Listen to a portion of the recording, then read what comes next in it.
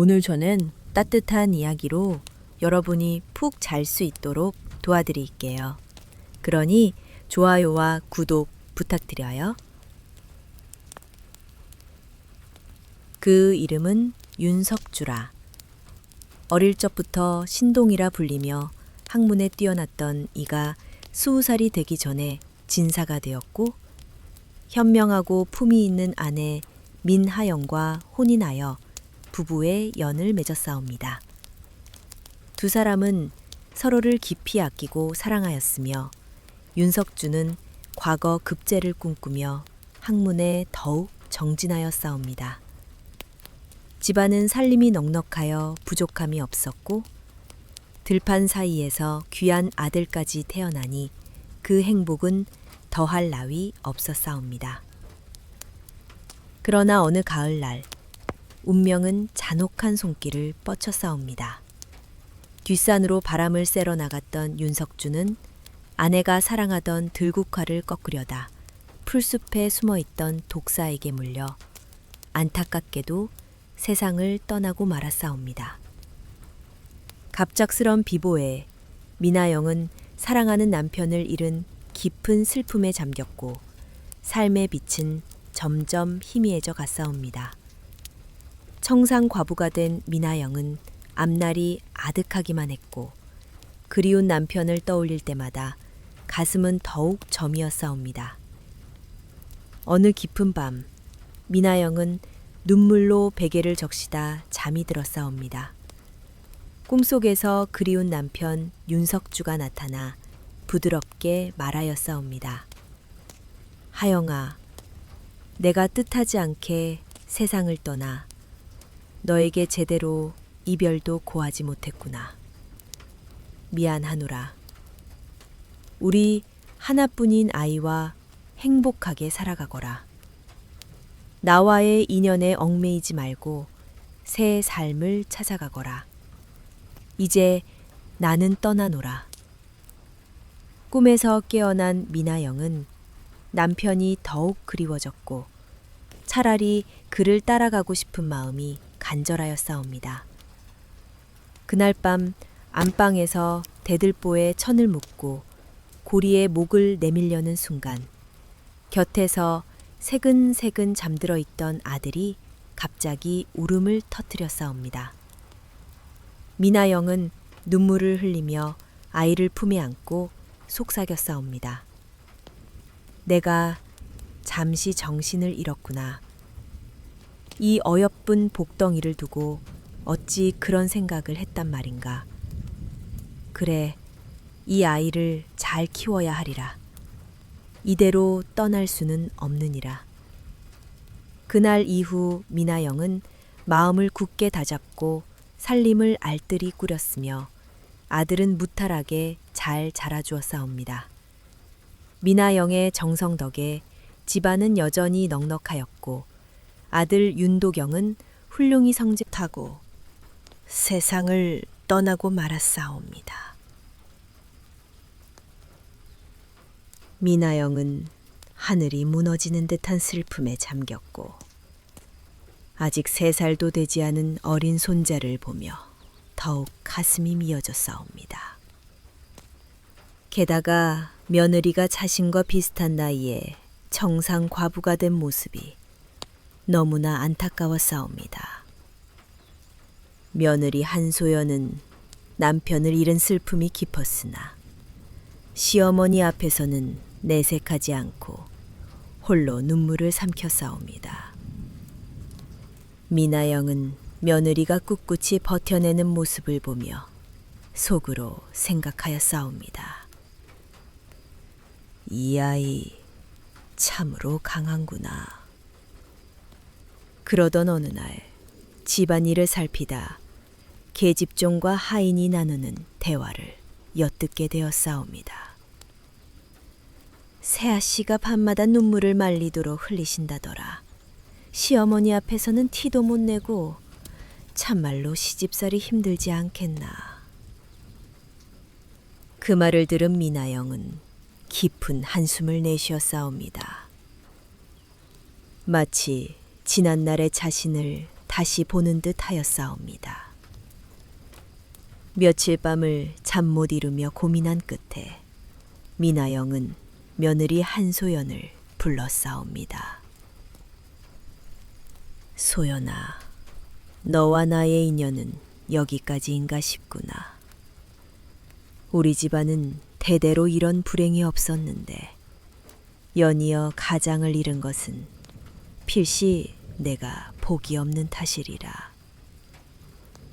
너와 손자가 지낼 만큼의 재물을 내줄 터이니 당장 짐을 꾸려 이 집을 떠나거라. 그리고 앞으로 이곳에는 발길도 하지 말거라. 한소연은 시어머니의 뜻밖의 말에 당황하며 간창하였사옵니다. 어머님, 제가 무엇을 잘못했기에 이런 말씀을 하시나이까? 저는 이미 이 집안 사람이온데 어찌 떠나라 하시나이까? 더 잘하겠사오니 제발 저희 모자를 내치지 말아 주시옵소서. 그러나 미나영은 고집을 꺾지 않았사옵니다. 한소연은 눈물을 흘리며 시어머니의 결정을 따를 수밖에 없었고 어린 아들과 함께 내쫓기듯 집을 나왔사옵니다. 미나영은 며느리가 떠나는 모습을 끝내 보지 못하고 방 안에서 숨죽여 눈물을 훔쳐싸옵니다. 내가 너무 모질게 했는가? 아니야. 저리 젊은 아이를 나처럼 평생 외로움에 묶일 수는 없지. 부디 잘 살아다오. 한소연은 하염없이 눈물을 흘리며 시어머니를 원망하였으나 어린 아들을 위해 마음을 다잡고 길을 떠났사옵니다. 안내하였사옵니다. 방 안에는 갓난아이가 포대기에 쌓여 아랫목에서 잠들어 있었사옵니다. 소박한 저녁상을 나눈 뒤 두 여인은 서로의 이야기를 나눴사옵니다. 이야기를 나누다 보니 기막힌 인연이 드러났사옵니다. 주인 여인 이정난 역시 얼마 전 남편을 잃고 젖먹이 아들과 홀로 청상과부로 지내고 있었던 것이오이다. 이정난은 홀로 지내는 삶이 외롭고 두렵다며 한소연에게 며칠 더 머물기를 청하였사옵니다. 함께 지내는 동안 두 여인은 서로에게 깊은 정을 느끼고 의지하는 마음이 싹떴사옵니다. 며칠 뒤 이정난은 한소연에게 다가가 조심스레 말하였사옵니다. 소연아, 갑작스레 남편을 잃고 의지할 곳 없는 처지에 놓였던 내가 이리 너를 만나게 되니 하늘이 내게 귀인을 보내주신 듯하구나. 우리 둘의 처지가 이리 비슷하니 달리 정한 곳이었거든. 나와 함께 이곳에서 아들들을 키우는 게 어떠겠느냐. 이정난의 말에 한소연은 눈시울을 적시며 답하였사옵니다. 정난 언니, 공궁한 우리 모자를 이리 따뜻이 맞아주니 어찌 고마움을 다 말할 수 있겠소. 우리 역시 갈 곳 없는 신세라 언니의 이 말이 어찌 반갑지 않겠소. 진심으로 고맙소이다. 그리하여 두 여인은 자매의 연을 맺고 각자의 아들, 한소연의 아들 최민수와 이정난의 아들 강도윤을 친자식처럼 품에 안아 함께 키웠사옵니다. 두 아들은 형제처럼 돈독한 정을 나누며 자라났고 어디를 가든 서로 떨어지지 않고 함께 성장하였사옵니다. 두 소녀는 영특하여 서당에 다닌 지 얼마 되지 않아 훈장의 학식을 뛰어넘었으며 마을 향교에 나란히 다니며 과거 시험을 준비하였사옵니다.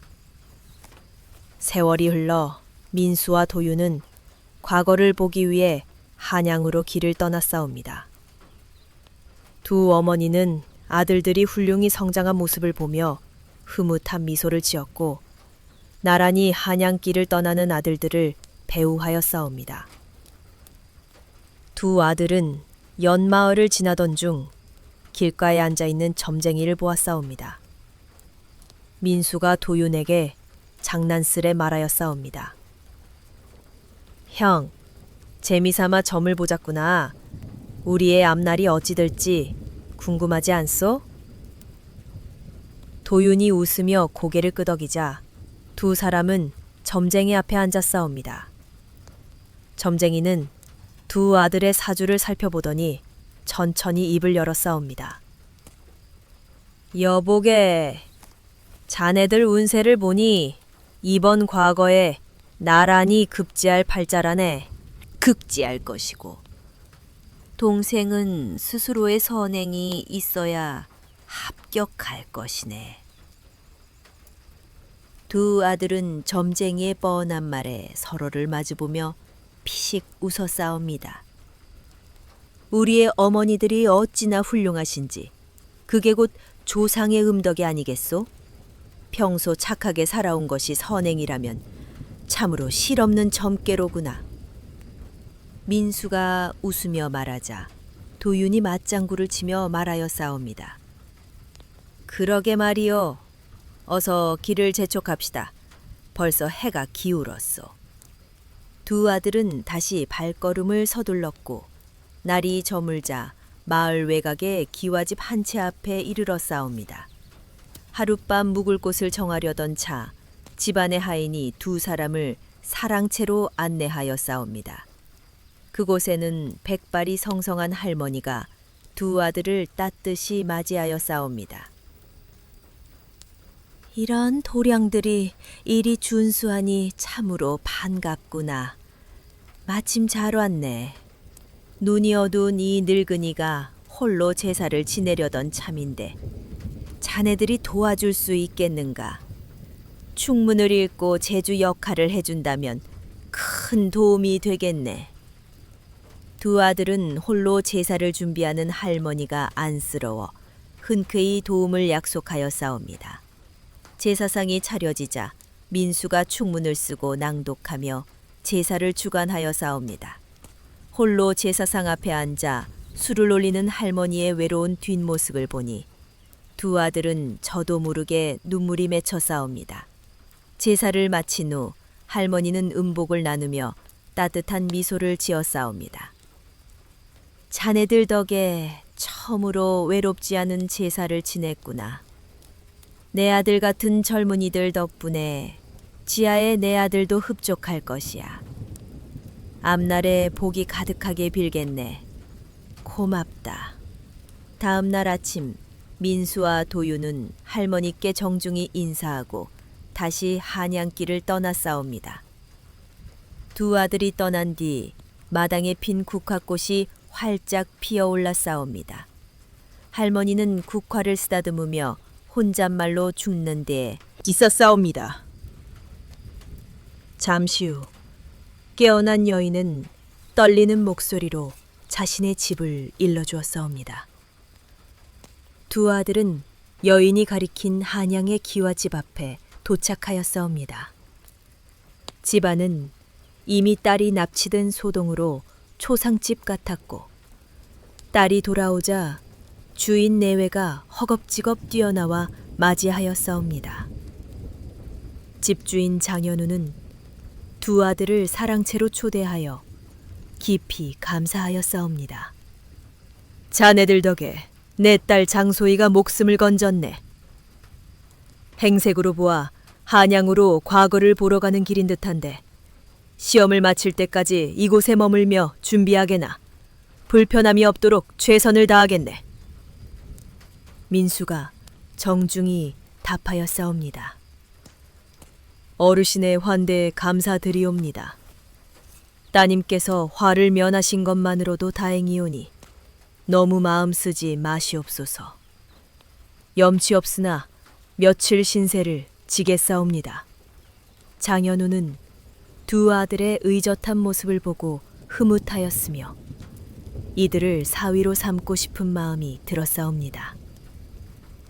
며칠 뒤 과거 시험이 치러졌고 민수와 도윤은 나란히 뛰어난 성적으로 급제하였사옵니다. 급제 소식을 들은 두 어머니는 기쁨의 눈물을 흘리며 한양으로 달려와 아들들을 맞이하였사옵니다. 그날 밤 한소연은 민수에게 집안의 내력을 들려주었사옵니다. 민수야, 내가 이리 훌륭히 급제한 모습을 보니 내 마음이 더없이 기쁘구나. 기구한 인연으로 우리 모자가 이곳까지 오게 되었단다. 이제 내가 이리 잘 자랐으니 살아계실지 모를 내 외조모를 찾아뵙고 효도를 다하거라. 다음 날 두 어머니는 민수와 도윤을 데리고 외조모를 찾으러 길을 나섰사옵니다. 기와집 앞에 이르자 한소연이 하인을 불러 문을 두드렸사옵니다. 놀랍게도 그곳은 민수와 도윤이 과거길에 하룻밤 묵으며 제사를 도왔던 바로 그 집이었사옵니다. 외조모 김옥녀는 거의 20년 만에 며느리 한소연을 만나 기쁨의 눈물을 흘렸고 하룻밤 머물렀던 두 젊은이가 손자임을 알고 또 한 번 놀라셨사옵니다. 하늘이 인연의 끈을 이리도 묘하게 이어주었구나. 그날 제사에서 민수는 사실상 친부를 위해 충문을 읽었던 것이었사옵니다. 김옥녀는 졸지에 두 며느리와 두 손자를 얻었고 이후로 그들과 함께 정 깊은 나날을 보냈사옵니다. 시간이 흘러 도윤은 재산을 두 며느리에게 공평히 나누어 주셨사옵니다. 한소영과 이정란은 자매의 정을 끝까지 지켰으며 민수와 도윤 역시 형제의 연을 돈독히 하였고 그 자손들 또한 끈끈한 정을 이어갔다고 전해지나이다.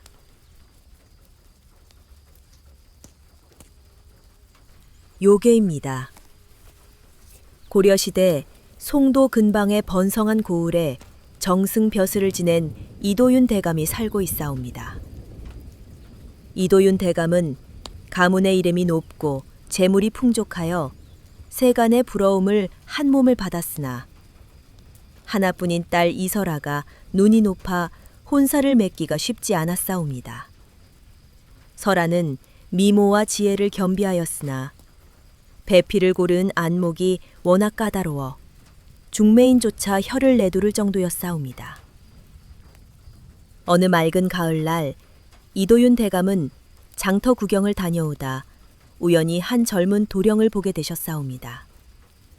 그 도령은 단정히 차려입은 두루마기 자락이 바람에 살짝 흔들릴 뿐 걸음걸이와 눈빛에서 고귀한 품격이 은연중에 드러났사옵니다. 도령의 얼굴은 준수함을 넘어 마치 그림 속 선비처럼 사람의 마음을 사로잡는 기운이 있었사옵니다. 대감은 관상을 읽을 줄은 모르셨으나 저런 인물이 어찌 범상한 운명을 타고났겠냐는 생각이 들었사옵니다. 호기심을 이기지 못한 대감이 도령에게 다가가 말을 걸었사옵니다. 도령, 어느 가문의 자제이신가? 이 늙은이의 눈에 어찌 그리도 고운 빛이 보이는지. 도령은 공손히 읍하며 대답했사옵니다. 소인은 최윤서라 하옵니다. 어릴 적 양친을 잃고 홀로 지내고 있사옵니다. 고을을 떠돌며 학문의 뜻을 두고 있으나 마땅한 거처도 없는 형편이옵니다. 그 말에 대감의 마음이 움직였사옵니다.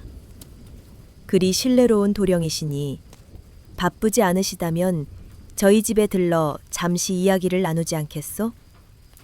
이 늙은이가 관상을 조금 읽을 줄 아는데 도령의 얼굴을 보니 중년에 큰 복을 누릴 기운이 있사옵니다. 자세히 살펴보고 싶구려. 윤서는 관상에 대해선 알지 못하였으나 대감의 진심 어린 말에 흥미가 동했사옵니다. 관상이란 참으로 신기한 학문이로군요. 소인도 흥미가 동하니 기꺼이 따르겠사옵니다. 이렇게 대감은 관상을 핑계로 윤서를 사랑채로 초대하는 데 성공했사옵니다. 대화를 나누며 알게 된 바 윤서는 부모도 없고 거처할 집도 없는 떠돌이 선비였으나 학문에 대한 열정만은 남달랐사옵니다.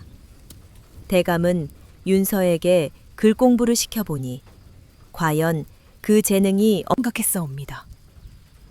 이도령을 잘 가르치면 대과 급제도 어렵지 않겠구나. 우리 설아의 배필로 더없이 어울리는 인재로다. 그리하여 대감은 윤서를 딸 설아와 혼인시켜 사위로 삼고자 결심했사옵니다. 어느 날 대감은 설아를 불러앉히고 말씀하셨사옵니다. 설아야, 이 아비가 너를 위해 참으로 훌륭한 사윗감을 찾아왔단다. 설아는 아버지가 또 마음에 들지 않는 인물을 데려왔을까봐 새침히 고개를 돌리며 대답했사옵니다. 아버님, 또 소녀의 마음에 들지 않는 분을 정하신 것 아니옵니까? 저는 아버님이 정해주시는 혼사엔 흥미 없사옵니다. 그 순간 설아의 눈에 아버지 곁에 서 있는 윤서의 모습이 들어왔사옵니다. 그의 단정한 용모와 고운 눈매, 그리고 은은히 풍기는 학자의 기품에 설아의 마음이 흔들렸사옵니다. 아버님, 방금 잘못 들으셨사옵니다. 소녀가 뭐라 했겠사옵니까? 참으로 훌륭한 분이시니 혼인이라면 기꺼이 따르겠사옵니다. 윤서의 준수한 외모와 깊은 지혜는 설아의 까다로운 안목을 단번에 사로잡았사옵니다. 그리하여 이도윤 대감의 딸 설아와 최윤서의 혼례는 성대히 치러졌사옵니다. 혼인 후 윤서는 대감의 기대를 저버리지 않고 학문에 더욱 매진하였으며 설아에게도 다정히 대했사옵니다.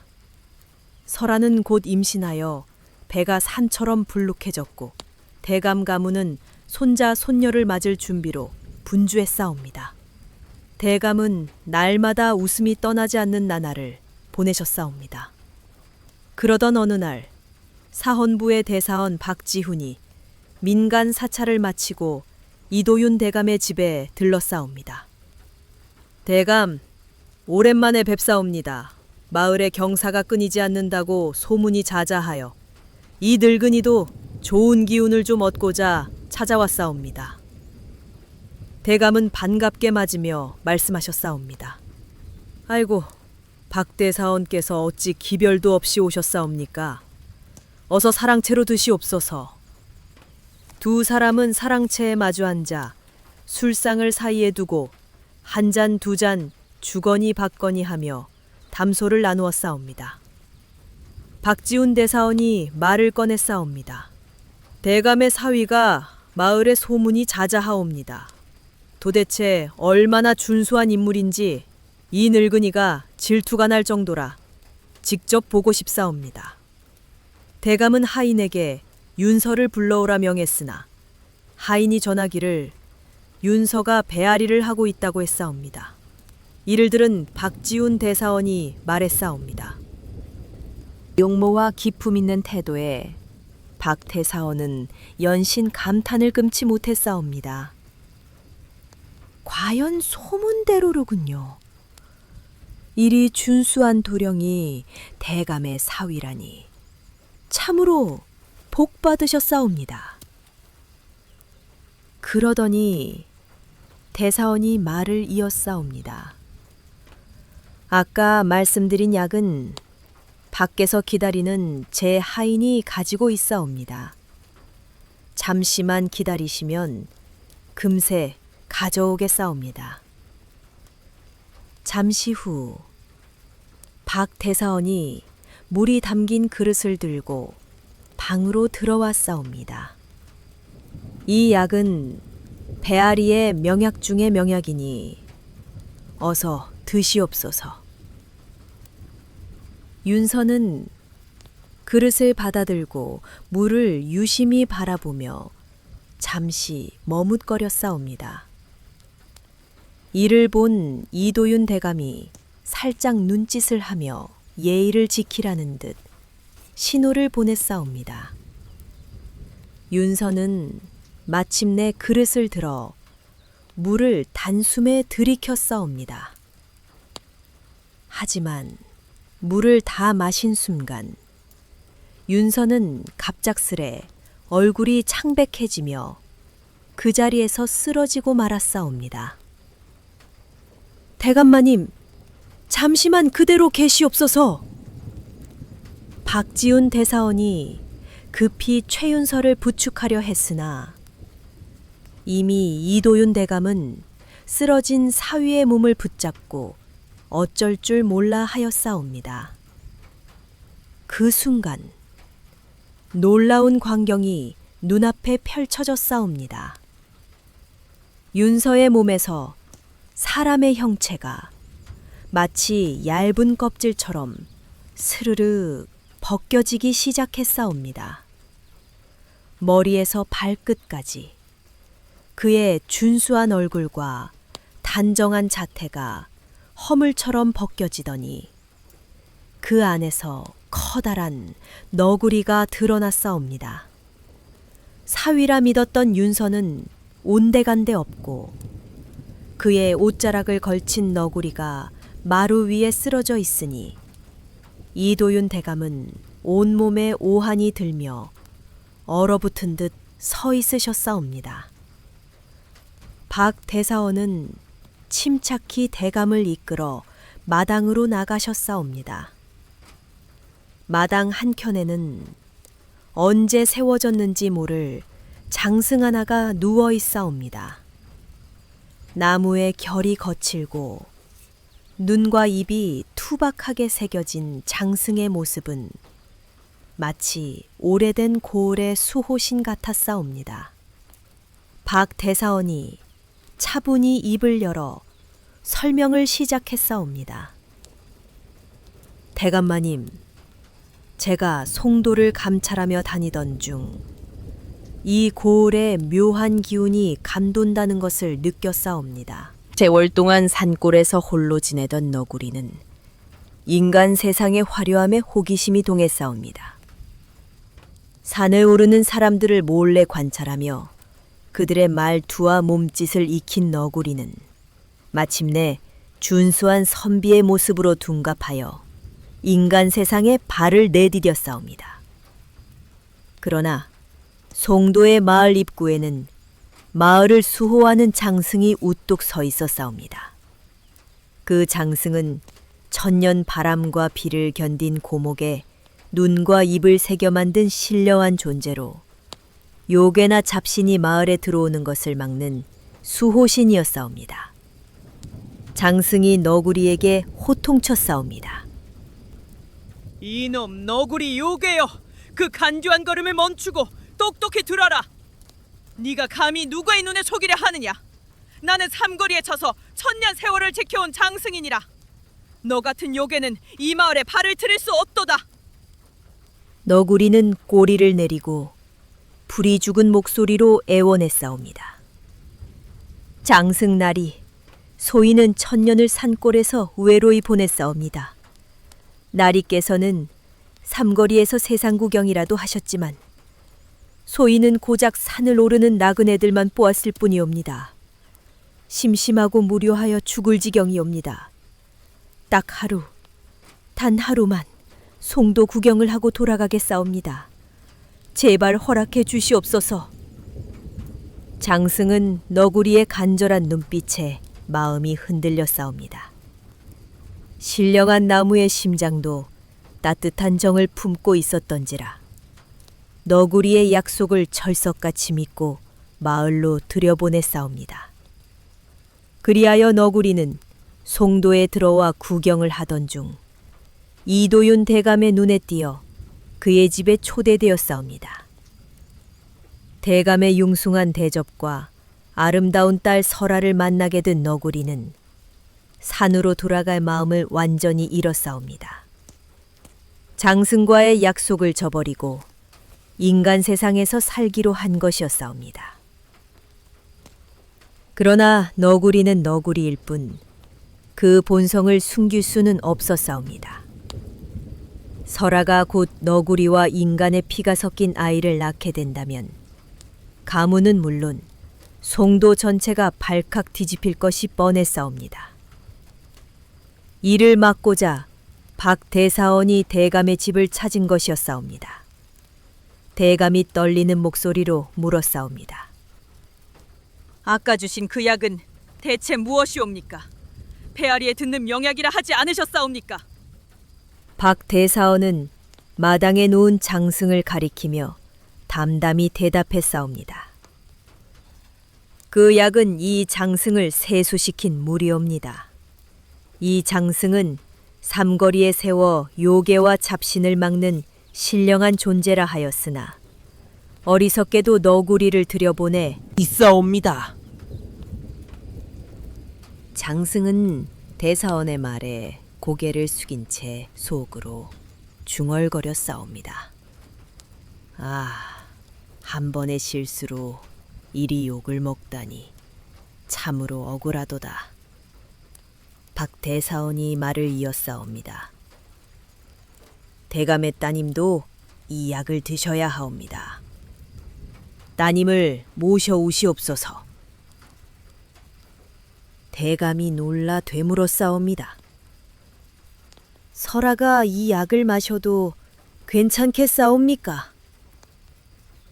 대사원은 미소를 띠며 답했사옵니다. 따님은 인간이니 걱정 마시옵소서. 이 약을 드시면 뱃속 아이에게 깃든 너구리의 기운이 깨끗이 빠져나갈 것이옵니다. 이에 이도윤 대감은 설아를 불러 약을 먹이셨사옵니다. 그러자 놀라운 일이 벌어졌사옵니다. 설아의 치마 자락 사이로 너구리 새끼 3마리가 스르륵 빠져나와 마당을 굴러싸옵니다. 박대사원은 그 새끼들을 붙잡아 각각 털 한 가닥씩을 뽑아내셨사옵니다.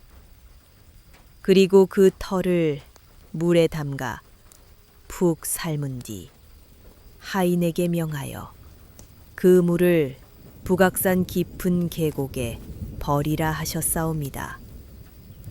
새끼 너구리 3마리도 산 꼭대기에서 풀어주라 이르셨사옵니다. 하인은 북악산에 올라 새끼 너구리들을 풀어주었사옵니다. 너구리들은 깊은 숲속으로 달아나 더 이상 보이지 않았사옵니다. 하인은 삶은 물을 계곡에 쏟고 산을 내려왔사옵니다. 그날 밤 한 스님이 북악산 꼭대기에 올라 연부를 외우셨사옵니다. 어둠 속에서 홀로 산을 오른 스님의 모습은 누가 보아도 기묘했으리라. 스님은 연부를 외우며 혀를 끌끌 차시더니 이렇게 중얼거리셨사옵니다. 어리석은 너구리여, 천년을 살고도 인간 세상에 탐을 내다니. 고작 천년이라 살이 분별이 부족했겠지.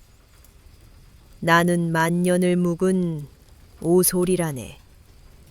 나 같은 이도 박대사원의 눈을 피해 세상을 돌아다닐 생각은 꿈도 꾸지 못하는데 너는 참으로 어리석도다. 스님은 유유히 산을 내려가며 사라지셨사옵니다. 그 뒤로 송도에는 너구리 요괴의 소문이 잠잠해졌고 이도윤 대감의 가문은 다시 평온을 되찾았사옵니다. 설아는